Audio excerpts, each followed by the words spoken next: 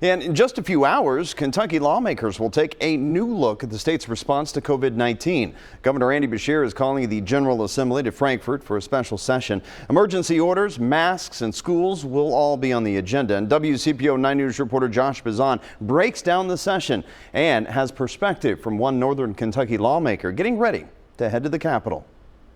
These are heavy decisions and a tough time when so much is on the line. After a state Supreme Court decision, much of Governor Andy Beshear's authority and power in the fight against COVID is now in the hands of state lawmakers, and he's asking them to craft policies and laws he says are necessary to keep Kentuckians safe. That burden will fall in large part on the General Assembly. We're ready to pick up the ball, but the legislature operates very differently than the executive branch.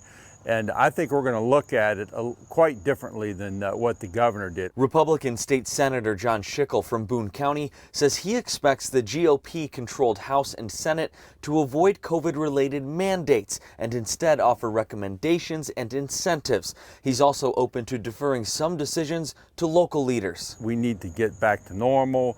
And people can, make their own decisions on the precautions they want to take. Lawmakers will only be able to address topics Governor Beshear specifically laid out in his order for the special session. The governor wants the state of emergency extended until January. He wants lawmakers to give him the authority to require masks in certain situations. He's asking them to repurpose some leftover federal funding and hopes to give school districts more flexible rules related to non-traditional instruction or NTI. I think that the reality of what Senate and House leadership and the governor, think should happen is going to run into a brick wall of politics right now in the United States of America. State Senator Schickel says he personally does not support extending the state of emergency, and he will be pushing for thorough debate during the session. Once the legislature gets to Frankfort, there's 38 senators and 100 representatives. Are we going to be able to come to agreement? Are we going to be able to come to consensus? I think that's the big question. That special session starts Tuesday at 10 a.m. and it will ultimately be up